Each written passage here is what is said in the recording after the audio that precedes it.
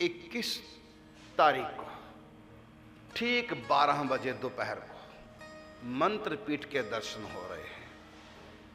क्या है ये मंत्रपीठ?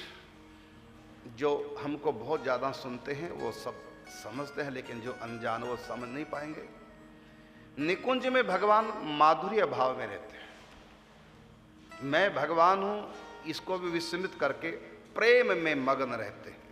शुद्ध माधुर्य वहाँ रहते हैं।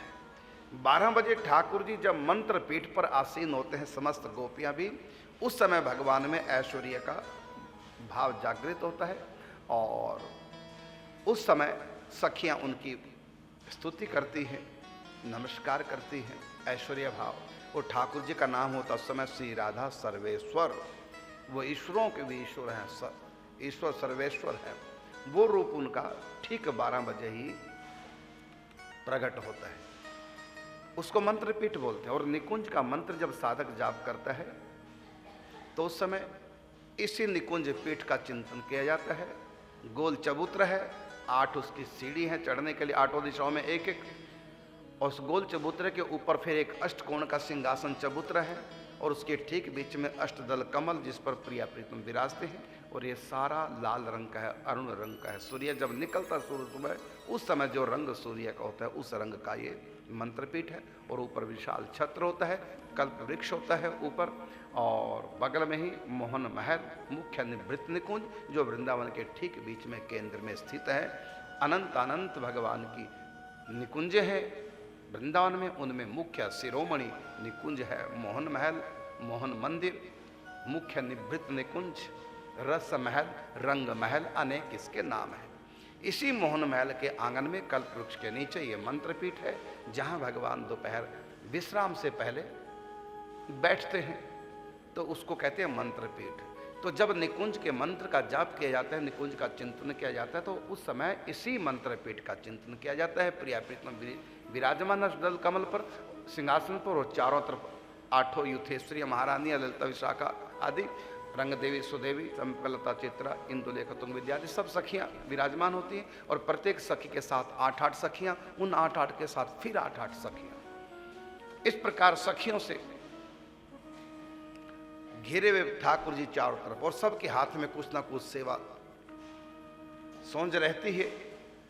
सेवा सामग्री हाथ में, किसी के हाथ में दर्पण, किसी के हाथ में जलझारी, किसी के हाथ में आभूषण है, किसी के हाथ में इत्र है, किसी के हाथ में वस्त्र है, कोई ना कोई सेवा सामग्री, कोई भोजन हाथ में लिए, कोई कुछ हाथ में लिए। तो ये झांकी की आपको दर्शन कराएंगे, क्योंकि मंत्र का जाप करते समय, मंत्र गोपाल मंत्र आदि का जाप करते समय इसी निकुंज पीठ का चिंतन किया जाता है। इसको बोलते हैं मंत्रपीठ। तो कैसी है मंत्रपीठ? ये प्रकट आपको दिखाई जा रही है। पहले हमने पेंसिल लेकर के इसका चित्र दिखाया, लोग कम समझ पाए। फिर लिखित में किताब में दिया, लोग कम समझ पाए। फिर हमने YouTube के माध्यम से उसमें डाल दिया, 1 घंटा 20 मिनट की वीडियो बना करके पूरे वृंदावन की योगपीठ की, मंत्रपीठ की। और अब प्रकट वो मंत्रपीठ यहाँ पर दिखाई जा रही है। उसी की तैयारी चल रही है एक सप्ताह से, और 5-4 दिन में वो पूरी हो जाएगी। युद्ध स्तर पर काम चल रहा है। तो मंत्रपीठ के दर्शन, जिससे कि आपको पता चल जाएगा कि कैसा वो मंत्रपीठ है और किस प्रकार साधक को गुरु मंत्र का जाप करते समय इस मंत्रपीठ का चिंतन करना, वो 21 तारीख को लीला होगी।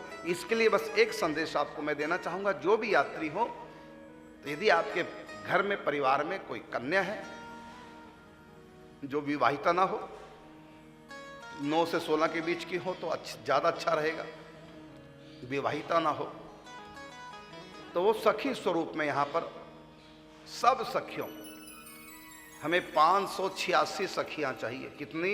586 मंत्रपीठ के लिए। तो अधिक से अधिक जितनी हो जाए, इसलिए आप आएंगे तो अपने बच्चों को भी साथ में लाएं, तो वो सखी स्वरूप में होंगे। इतना मैं कहना चाहूँगा, क्योंकि इतने लहंगे कहाँ तक हम व्यवस्था कर पाएंगे एक दिन के लिए। 500-600 लहंगे चाहिए, इतनी चुनरियाँ।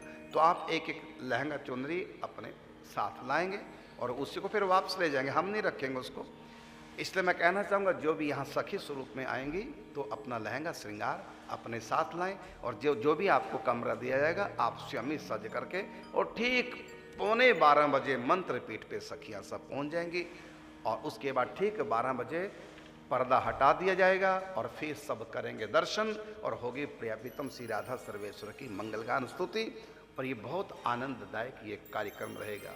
फिर दूसरी बार मैं कहना चाहूँगा, जो भी श्रद्धालु जन आएंगे यहाँ इस कार्यक्रम में सम्मिलित होने के लिए, अपने साथ अपने बच्चों को लाएं, कन्याओं को लाएं, और जिससे कि और साथ में लहंगा चुनरी आदि वस्त्र श्रृंगार भी लाएं, और आप अपने बच्चे को सजा करके ठीक 11:15 बजे मंत्रपीठ पर भेज देंगे। मंत्रपीठ यहीं हाल में बनाई जा रही है, बहुत बड़ा क्षेत्र है ये जहाँ पर कथा हो रही है। इस समय आप लोग देख सुन पा रहे हैं मुझे, तो यहीं सामने ये मंत्रपीठ तैयार हो रही है।